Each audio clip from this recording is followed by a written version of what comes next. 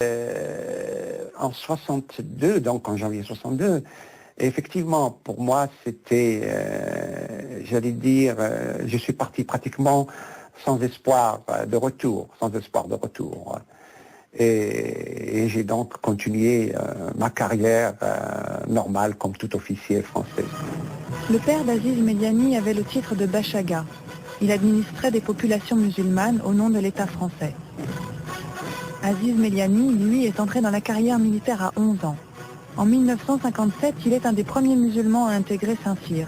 Puis il fait la guerre d'Algérie en tant qu'officier dans l'armée française. Je croyais être officier français. Parce que qu'est-ce qui s'est produit?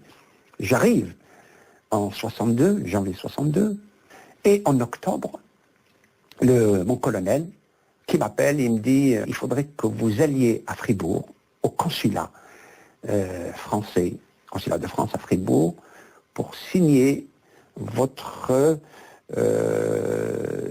reconnaissance de la nationalité française. Alors, je ne comprenais pas. Qu'est-ce que c'est que ça? Il dit, écoutez, c'est très simple. Si vous ne signez pas ce papier, le 31 décembre 62, vous serez considéré comme officier servant à titre étranger par la France. Voilà la dernière infamie de la France. Un Saint-Cyrien, dont la famille a servi la France depuis 1832. Comme les ancêtres d'Aziz Médiani, la famille du Bachaga Boualem a prêté allégeance à la France au début du XIXe siècle.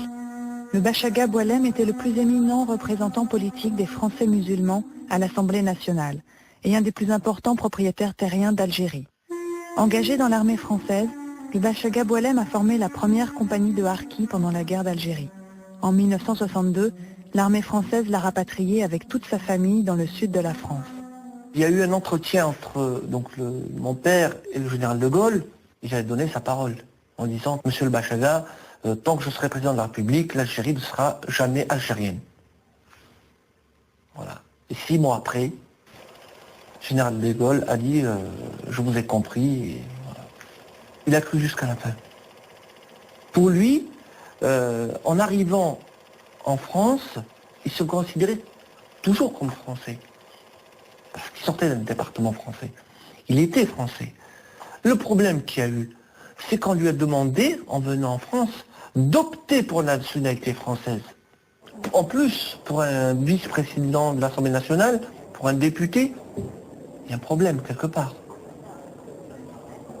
Moi, je parle en ma personne, je serais plus aigri que mon père l'a été.